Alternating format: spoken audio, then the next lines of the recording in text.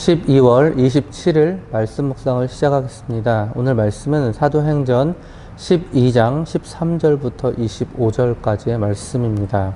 안디옥 교회가 크게 부흥되고 있을 무렵 예루살렘 교회는 또다시 박해에 직면하게 되었습니다. 즉 헤롯이 교회의 주요 지도자들을 해하기 시작했던 것입니다.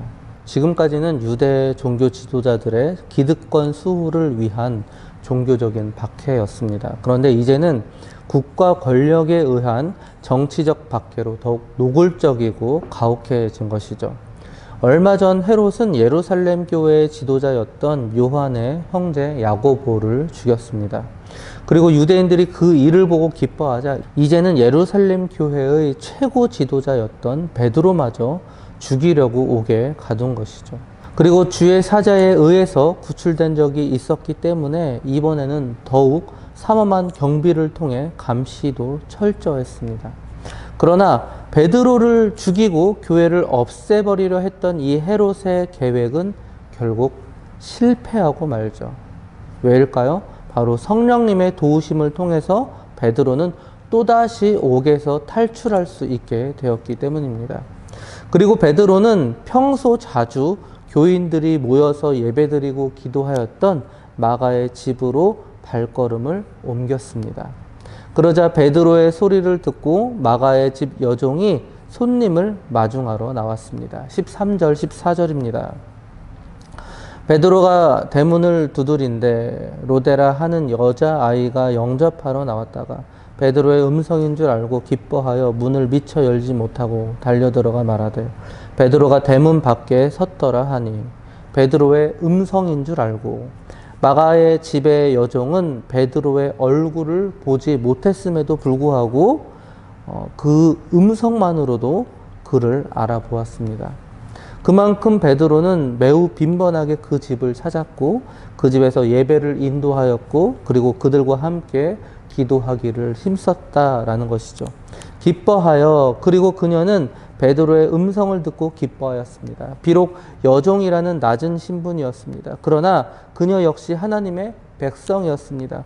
기독교 공동체 안에서 그녀 또한 주님을 영접하고 주인인 마가와 마가의 어머니와 함께 자신들의 지도자인 이 베드로를 위해서 합심으로 기도하고 있었던 것이죠. 15절입니다. 그들이 말하되 내가 미쳤다 하나 여자아이는 힘써 말하되 참말이라 하니 그들이 말하되 그러면 그의 천사라 하더라. 내가 미쳤다 하나 정말 재미있는 부분이죠. 같이 베드로를 위해서 합심하여서 기도하였던 그들은 진짜로 베드로가 오자 그것을 보고 여종에게 미쳤다 하고 말하고 있습니다. 분명 그들은 일치된 마음으로 온 힘을 다해서 하나님께 기도하였습니다. 그들은 베드로의 안전과 추록을 위해서 기도하였습니다. 그러나 막상 베드로가 주의 사자에 의해서 탈출되자 오히려 이를 의심한 것이죠. 그들은 베드로가 살아서 돌아오리라고는 기대하지 않았던 것 같습니다.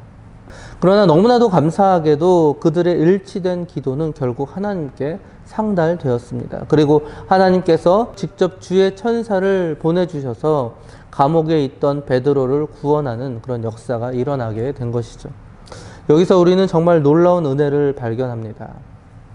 우리는 분명 믿음으로 기도해야 합니다. 그러나 그 믿음이 연약하여서 하나님의 기대에 미치지 못한다 하더라도 하나님께서는 우리의 연약한 믿음을 보시지 않으시고 일치된 그 기도에 귀를 기울이신다라는 것이죠.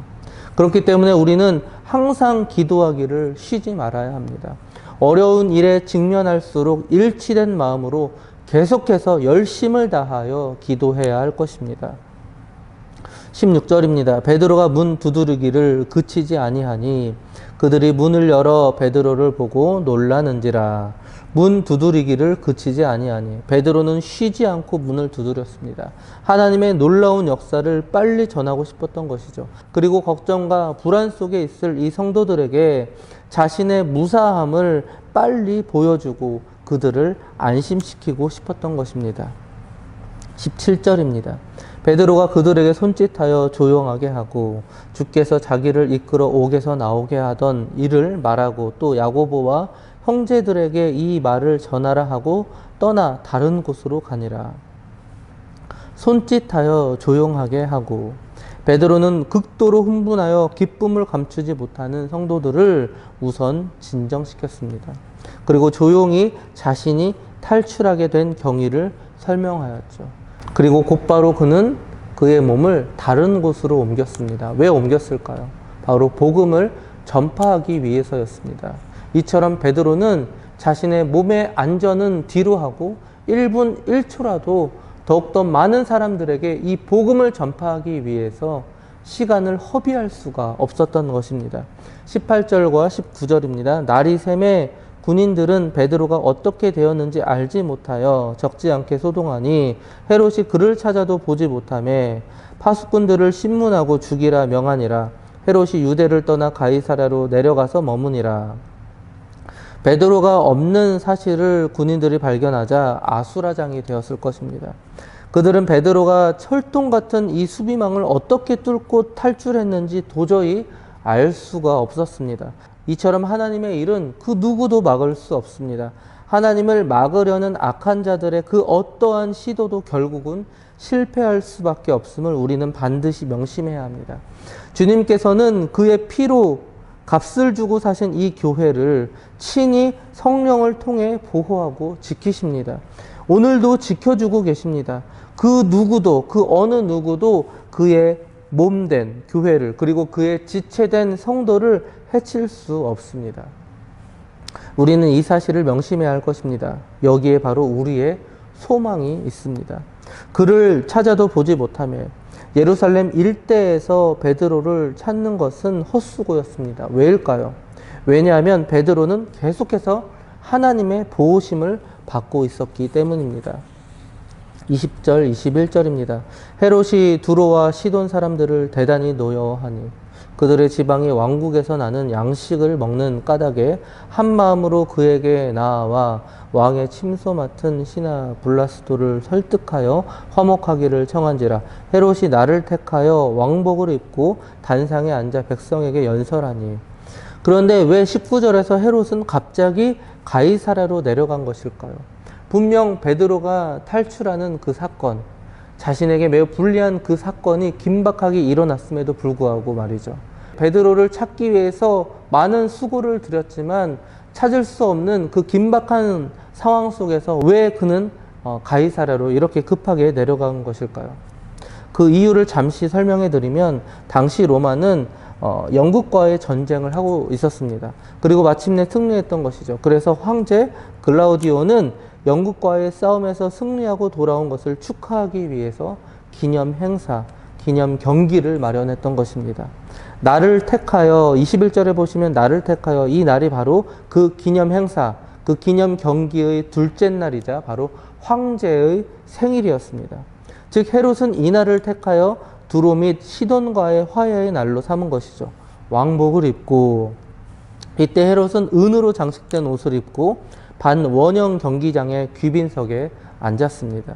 그의 옷은 햇빛에 반짝거려서 군중들이 그를 바라볼 수 없을 정도였습니다. 그리고 백성들에게 연설합니다. 앞으로도 유대와 두로 및 시돈 사이의 우호 관계를 지속적으로 유지할 것을 권면했던 것이죠. 22절입니다. 백성들이 크게 부르되 이것은 신의 소리요 사람의 소리가 아니라 하거늘. 백성들이, 그곳에는 분명 유대 백성들도 상당수 있었을 것입니다. 그런데 이들은 한낱 인간에 불과한 헤롯을 향해 아첨하는 소리와 함께 영광을 돌리고 있었던 것이죠. 하나님 대신 예수께서 자신을 하나님과 동등하게 여겼을 때는 이들이 어떻게 했습니까? 신성 모독죄를 범했다고 정죄했습니다. 그런데 그랬던 이들이 이번에는 도리어 한낱 피조물에 불과한 헤롯을 신의 위치에까지 격상시키는 매우 심각한 범죄를 저지르고 있는 것이죠.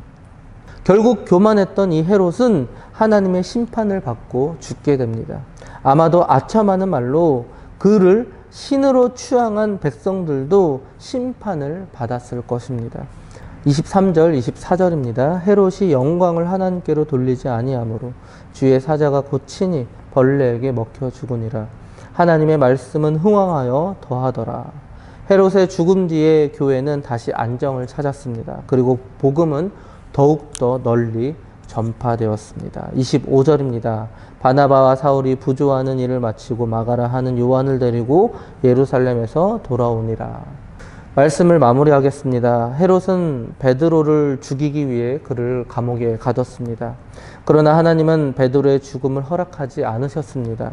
그리고 자신을 신의 높이까지 올렸던 헤롯은 하나님의 심판을 통하여 죽고 말았습니다.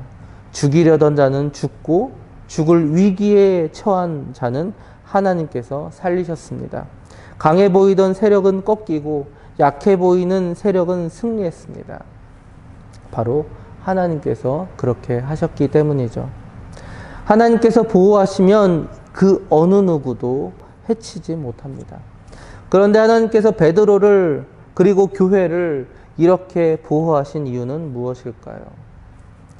24절에 보시면 하나님의 말씀은 흥왕하여 더하더라. 그 이유는 바로 복음을 위해서였습니다.